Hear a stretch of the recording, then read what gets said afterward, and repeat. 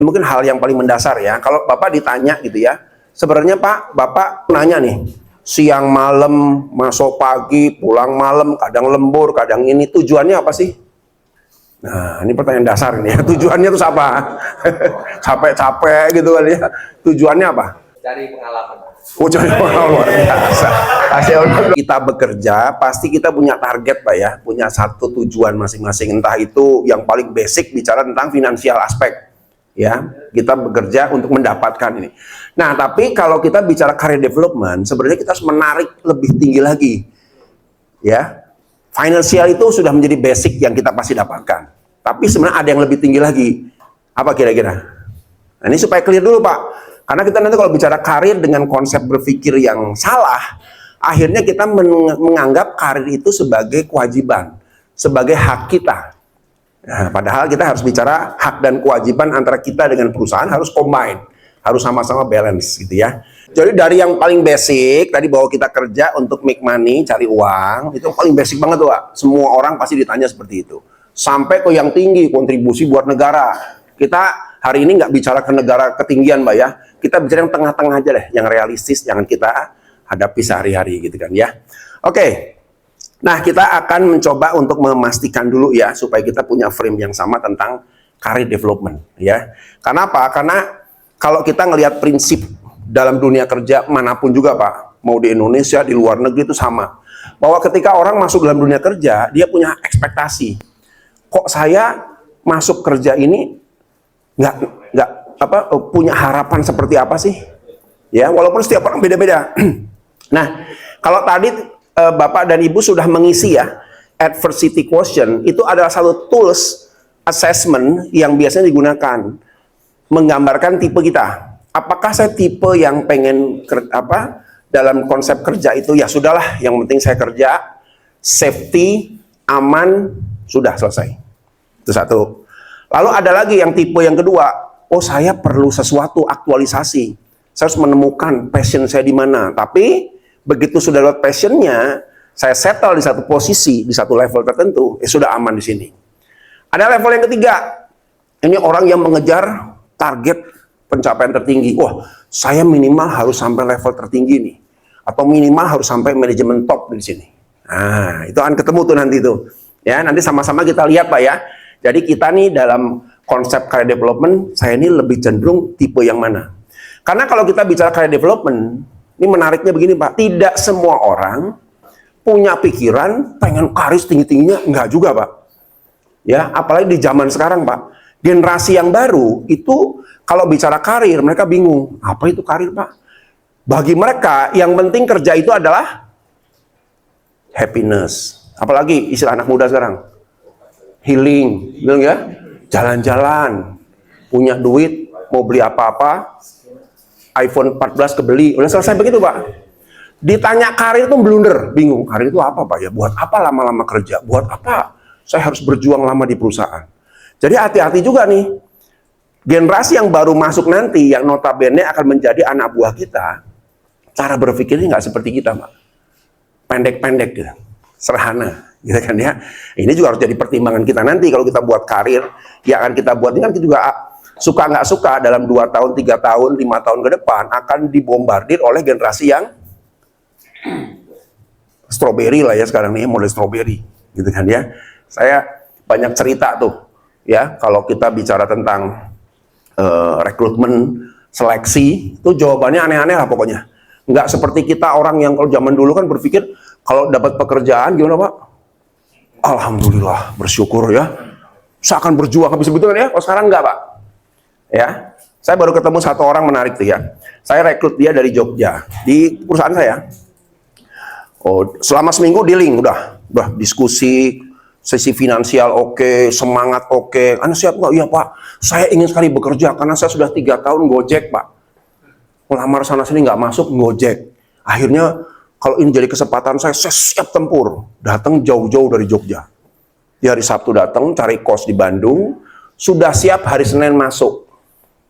Ya, seperti biasa kan, pagi-pagi ritualnya saya ajak ngobrol, ya, terus mengenalkan perusahaan dan sebagainya. Lalu di tengah-tengah ngobrol, dia nanya begini, Pak, di sini lembur terus nggak ya?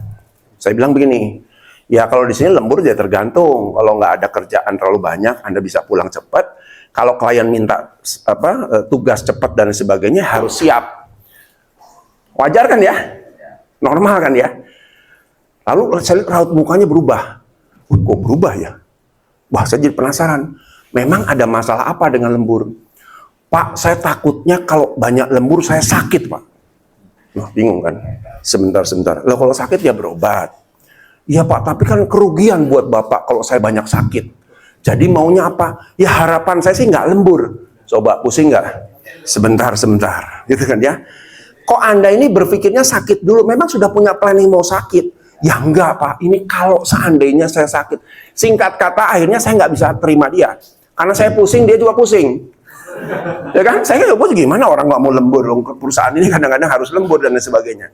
Singkat kata, ya sudah. Kita nggak deal, dia balik ke kosnya. Sore-sore nelpon lagi. Pak, setelah saya diskusi dengan orang tua, saya kayaknya siap. Lah saya udah baper duluan kan. Oh maaf ya, sudah nggak bisa lagi. Saya udah ada orang. Udah kesel lah. Udah jauh-jauh ngomong panjang lebar kok jawabannya pertanyaannya aneh-aneh begini ya. Nah itu yang mau nggak mau, suka nggak suka, Bapak dan Ibu ya dalam waktu dekat menghadapi generasi yang seperti itu. Mereka nggak pernah mikir panjang Pak. Jadi karir kita juga harus karir yang sangat fleksibel ya. Coba tanya anak sekarang, Pak, misalnya dia nanya ya, Pak di sini kalau jadi level supervisor berapa lama ya? Oh kurang lebih 7 tahun. Wah lama bener 7 tahun. Betul nggak? Nah, anak sekarang tuh, ya. Nah, situasi itulah yang nanti juga kita akan bareng-bareng kita rembukan, kita pikirkan bagaimana sih sebaiknya kita berpikir tentang karir ini, ya. Baik. Nah, saya akan coba kita sama-sama memahami dulu ya, apa itu yang disebut sebagai karir, gitu ya. Kita lihat dari dua sisi ya. Kalau dari sisi Bapak secara personal, saya yakin lah semua berharap, saya punya karir. Saya ingin punya karir dan lain sebagainya. Ya, tapi tentunya kita harus lihat dua sisi, dari sisi perusahaan juga dan dari sisi personal juga, gitu kan ya. Jadi kalau dari sisi perusahaan lah ya. Dari sisi perusahaan kita harus mendorong, kenapa harus ada karir? Itu karena berharap orang yang mencapai karir-karir tertentu itu melampaui satu pola. Nah, kita lihat polanya ya. Sebentar, saya agak jumping dulu nih. Ada beberapa yang nah ini Pak, ya, ini harapan perusahaan juga seperti ini. Jadi ada 5 level sampai orang akhirnya sampai ujung karir itu harusnya jadi expert. Dan semua organisasi mendorong orang itu jadi expert Pak. Sebenarnya, gitu ya. Hanya problemnya tidak semua orang bisa didorong ke arah expert. Ya, pertama karena mungkin dari sisi capability, ya, kan ada capability-nya ya dia sebagai eksekutor. Ya sudah, dia eksekutor aja, cocok di eksekutor. Tapi begitu masuk ke level lebih tinggi untuk menganalisa, wah, capability-nya bukan di situ. Nanti bingung, waduh gimana ya kalau mikir begini ya. Saya tahunya kerja, gitu ya. Kalau sudah kerja, berpikir, beranalisa, problem solving, blunder. Ya, jadi artinya tidak semua ke sana. Tapi seharapan perusahaan sebenarnya semua harusnya bisa sampai ke ranah sana, gitu kan ya. Jadi kalau kita lihat ya tahapan kompetensi ya, jadi kalau teman-teman ikutin assessment kompetensi, pasti akan diukur di mana posisi kita saat ini, gitu kan ya. Jadi yang pertama itu adalah tahapan paling basic, yaitu awareness. Tahu tapi nggak punya skill. Nah, pertanyaan saya, siapa yang begini Pak? Tahu tapi nggak punya skill. Fresh grade, ya 50.000 nih. Fresh grade. Tahu, wah apalagi anak sekarang ya, pengetahuannya banyak ya, tapi nggak ada skill, nggak ngerti, bingung, gitu kan ya. Biasanya fresh grade ini kenapa perlu juga pelatihan-pelatihan pengembangan supaya mereka ready, ya. Karena jangan berharap Pak, pendidikan dan dunia kerja di Indonesia ini kan masih gapnya tinggi ya. Yang diajar apa, yang dikerjakan apa, gitu ya. Jadi gapnya luar biasa besar. Lalu yang kedua, setelah fresh graduate masuk, berapa bulan kemudian barulah dia bisa dianggap level basic kalau tahu dan punya standar skill. Ngerti ini nggak? Tahu SOP nggak? Tahu Pak. Tahu aturan main nggak? Tahu. Nah, bisa nggak? Ya bisa Pak. Nah ini biasanya sudah tahu dan punya skill yang basic-basic standar. Ya. Lalu berikutnya, kalau sudah di sini lama, beberapa bulan kemudian, barulah dia bisa dianggap skillful kalau tahu, punya skill, dan bisa problem solving.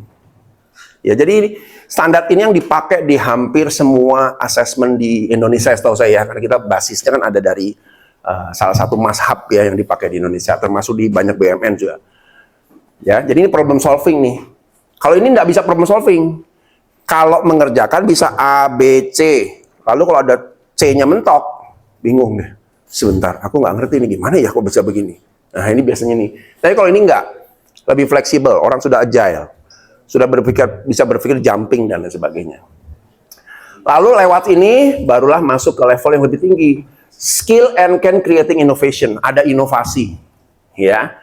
Baru yang terakhir sampailah become role model, jadi role model, bisa ngajar, bisa melatih, mendidik, mentoring dan lain sebagainya. Nah, sebenarnya kalau kita bicara karir, Pak, semakin kita bekerja di organisasi ini semakin dari sisi waktu ya. Kalau ini berapa lama sebaiknya? Fresh grade harus loncat ke sini berapa lama nih? 16 tahun, 50.000. Jangan lama-lama nih. Kalau ada fresh grade udah 3 tahun kerja, 1 tahun, 2 tahun, 1 tahun lebih kerja, lalu masih nggak ngerti apa-apa, yang salah siapa? Atasannya, mentornya ini. Gimana ngajarnya nih kok sampai nggak ngerti apa-apa nih? Ya, jadi kita push mereka, gitu kan ya. Lalu kalau sudah sini sampai di sini berapa lama nih? Basic. Kelamaan, Pak. 2 years dari sini, berarti artinya setahun di sini, setahun di sini. Harus sudah bisa mau jumping masuk ke skillful. Ya, di kompetensi kita sering ada pertanyaan juga kan, Bapak sudah berapa lama di sini? Oh, saya udah 3 tahun, Pak. Harusnya di mana 3 tahun? Nah, kalau nanti di kompetensi itu banyak gagal di sini, padahal dia sudah masuk tahun ketiga, berarti ada something wrong. Memang kita kalau assessment belum tentu menyalahkan sih yang dites ya. Kita lihat dulu organisasi, Bapak ada yang ngajar nggak? Bapak ada pelatihan nggak? Something wrong juga nih, gitu ya. Nah, kenapa saya jelaskan gitu? Karena dalam karir nanti juga harus ada parameter-parameter yang kita persiapkan sampai ke sana. Jadi orang tuh nggak ada yang bisa siap sendiri.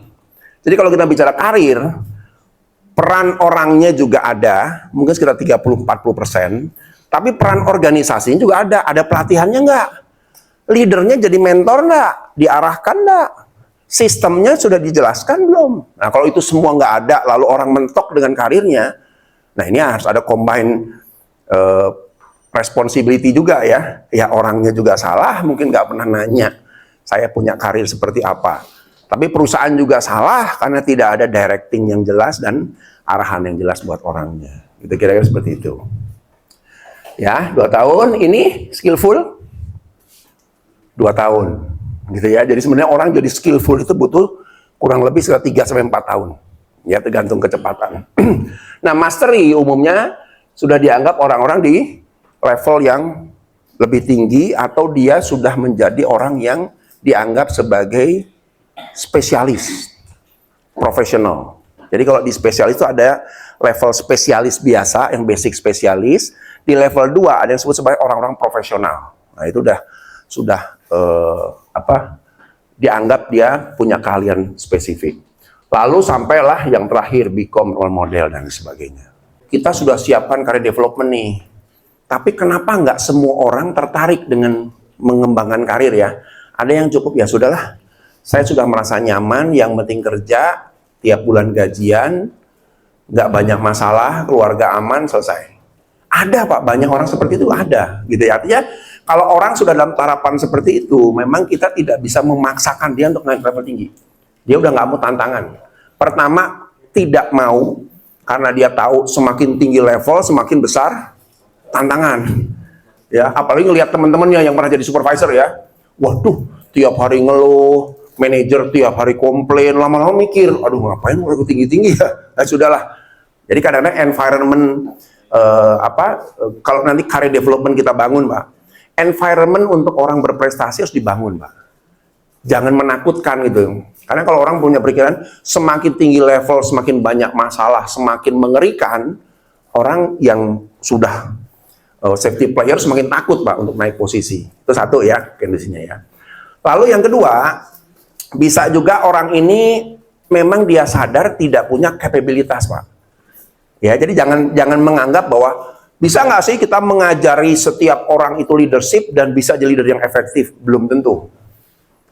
Ya, bisa nggak dipaksa? Bisa, tapi orang-orang yang punya kemampuan leadership yang bagus, dia ngeflow otomatis dia bisa jadi leader. Tapi orang-orang yang tidak punya capability leadership, dipaksakan sampai nyungkir balik, mungkin naik sedikit, tapi nggak bisa optimal karena dia bukan base-nya sebagai seorang leader. Nah itu biasanya orang-orang seperti itu kita lihat lagi, oh dia tidak mampunya hanya karena pada saat meliding orang atau tidak mampu semua. Kalau tidak mampunya hanya meliding orang, ini orang spesialis, barulah kita tetapkan, oh ini cap orang spesialis. Dia bagus di teknik. Ya sudah, jangan dipindah-pindahkan posisi kalau dia memang ahlinya di ngurus satu keahlian pekerjaan. Misalnya gitu Pak ya. Nah kalau case bahwa ada orang yang sudah sampai tarapan ini, lalu atasannya juga sudah coba dan lain sebagainya, lalu dia ngerasa bahwa enggak Pak, aku gini-gini aja, ya ini memang udah susah Pak. Ke psikolog pun nggak akan mempan. Karena kita kan hanya bisa memberi kesempatan pada orang yang memang punya ambisi, punya keinginan, punya pemikiran jangka panjang dan lain sebagainya, gitu kan ya. Nah sekarang masalahnya kalau orang-orang seperti ini harus bagaimana? Ya mungkin kita harus cek lagi. Oh mungkin orang ini tipe orang yang memang ya sudah nyaman dengan satu pekerjaan, ya kan? Settle di satu pekerjaan, ya sudah clear dia di situ. Ya kita harus menempatkan di posisi yang tepat. Karena kalau dalam konsep kerja Pak ya. Konsep kerja yang benar itu bukan, sekarang saya tanya, kalau Bapak di ujian Pak, ujian sekolah, yang dianggap murid terbaik itu kalau apa Pak? Murid terbaik? Nilainya bagus. Nilainya paling tinggi loh. Kalau dalam konsep human resources atau pekerjaan, itu bukan soal nilai bagus, tapi disebut apa? Ada istilahnya. Depannya J Pak. Kata keduanya F. Bahasa Inggris. Bukan.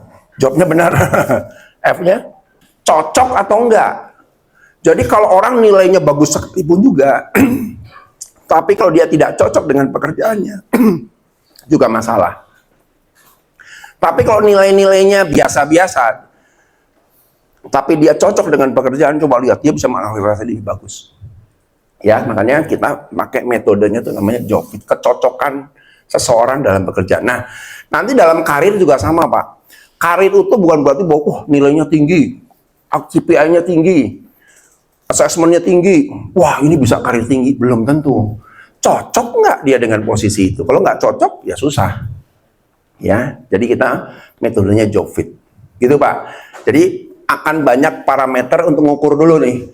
Karena kemauan, karena capabilitas. Kalau capabilitas agak repot Pak, ya.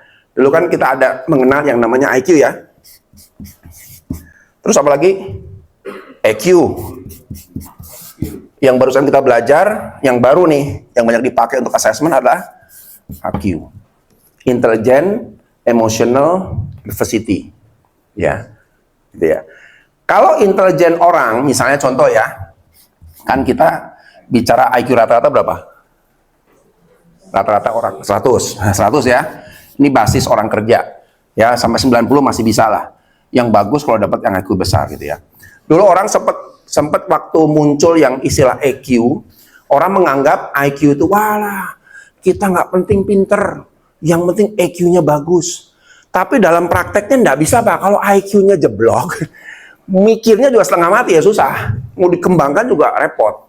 Nah, ini biasanya kenapa tes IQ itu tetap penting kalau kita mau bicara tentang karir dan lain sebagainya. Karena ada karir tertentu yang membutuhkan analisa, analytical thinking, kreativitas. Itu kalau IQ-nya bermasalah, ya sulit, gitu ya, sulit kita angkat, gitu kan ya.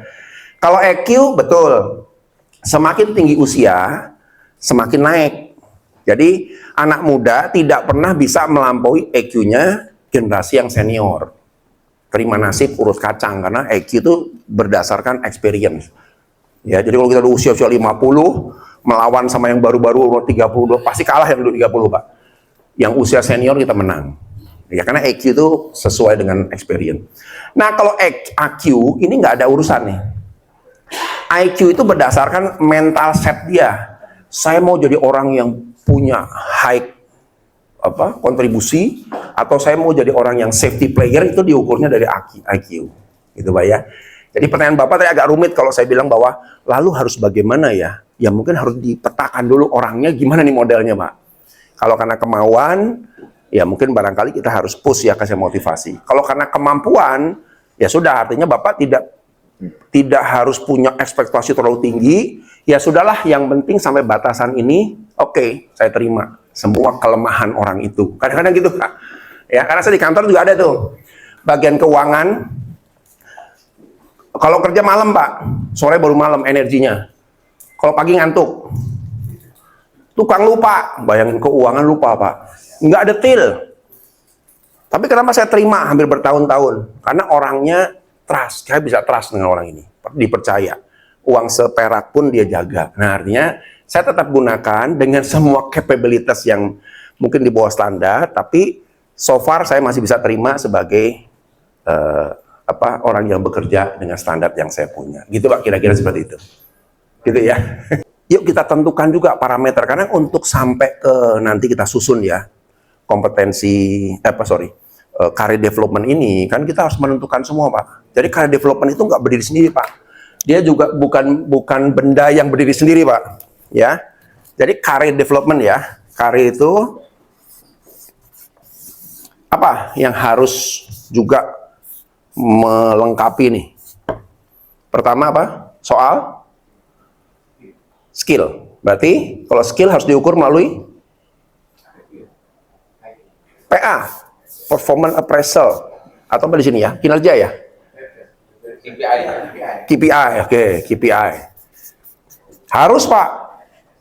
Kita untuk nanti menentukan orang punya karir atau enggak, ditentukan juga dia mencapai KPI enggak, standar performance yang dibutuhkan perusahaan. Yang kedua, K juga Pak, kompetensi, 50.000 tuh.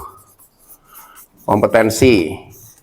Makanya ada assessment yang nanti kalau kita misalnya sudah susun Pak, supaya fair. Nah ini gini Pak ya, kalau kita nggak ada screening, kita buat karir itu berdasarkan ya sudahlah pokoknya yang penting sekian tahun naik dan lain sebagainya. Padahal organisasi dimanapun juga bentuknya apa?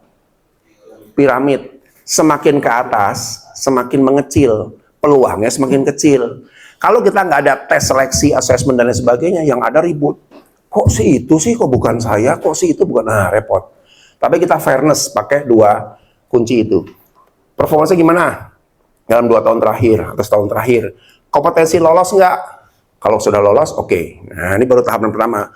Apalagi yang juga harus melengkapi nih. Di sini juga harus berpikir learning-nya apa. Betul ya? Makanya nanti nggak salah Pak, ketika kita nanti menentukan ya, oh nanti ada karir dari level taruhlah supervisor ke level manager. Dia harus memenuhi persyaratan pelatihan apa saja yang harus dia ikuti. Nah gitu ya. Lupa saya belum pelatihan ini, ya pelatihan dulu. Supaya kita punya peluang untuk menduduki posisi tertentu. Supaya apa? Ketika jadi leader, skill kemampuan kita lengkap Pak. Betul ya? Misalnya saya mau ditempatin di satu posisi, nggak ngerti problem solving, nggak ngerti design thinking gitu misalnya, analytical thinking dan lain sebagainya. Ya, bisa jadi salah orangnya, tapi juga salah perusahaan karena nggak memperlengkapi orang di posisi itu. Ya, nantinya gitu ya. Kalau sekarang kan modelnya masih main lempar Pak ya, pindah. Saya ngapain Pak? Terserah, itu SOP-nya bacaan sendiri. Tinggal mumet kan Pak ya. Sebentar, ini ngapain aku kerja di sini ya? Blunder, anak buah, kamu ngerjain apa? Ya nggak tahu Pak, arahan Bapak gimana? Aku juga bingung nih, kita sama-sama bingung Pak ya? Nah, repot nih. Nggak boleh Pak, career development yang kita bangun nanti harus clear semua perlengkapan kita di posisi tertentu. Kalau kita dipindahkan sebagai karir, sudah harus dipersiapkan. Fair ya, artinya perusahaan juga memberikan bantuan, supporting tadi ya, learning tadi, juga plus perlengkapan dia sebagai seorang leader gitu ya. Apalagi di sini assessment masuk sini Pak. Nah ini assessment kompetensi tadi ya, assessment. Oke, apalagi? Hah? Apa itu core value Pak maksudnya? Nilai-nilai perilaku karyawan, Hmm. apakah dia bisa menjadi role model atau dia bisa menjadi teladan dalam melakukan pekerjaan-pekerjaan ini. Kalau itu sebenarnya masuk sini juga, Pak. Ya, masuk budaya kerja, core value, ini masuk sini semua, Pak. Jadi satu set. Nah, nanti juga kita akan buat begitu, Pak. Jadi kalau nanti misalnya contoh, kalau orang itu harus di assessment dulu untuk menduduki sebuah posisi, kita kriteria kompetensinya harus clear dulu. Oh, dia harus nilai kompetensi ininya 4, ininya 3, ininya 5, dan seterusnya. Ya, itu kita define sendiri, ya. Karena kalau itu kita define sendiri, nanti ketika itu dipublish, diresmikan, dan menjadi standar di SG ini, nggak ada orang komplain lagi, Pak. Oh ya, ini kan kesepakatan kita. Kita udah sepakat begini dalam menilai orang. Ya sudah. Nah, itu kira-kira seperti itu, Pak, ya. Ini yang penting, struktur organisasi. 50.000 nih. Kalau nggak ada struktur organisasi, saya bingung ini tepatnya di mana ini ya. Gitu kan ya. Nah, strukturnya juga harus clear nanti, ya. Dari situ dibedah, jadi struktur, jadi grading, gitu kan ya. Barulah kita bicara mau ditempatkan di posisi mana orang ini, di level mana dan lain sebagainya. Jadi organisasi nanti turunannya juga ada grading, Pak. Grade mana nih kita nih, ya? Kalau saya lihat di sini kan menganut dual grading ya. Satu pangkat, yang satu job, ya. Pay performance, pay for person. Nah, itunya ada tuh ya. Kalau saya lihat itu bagus tuh, udah bagus. Banyak perusahaan cuma satu, pay for position aja.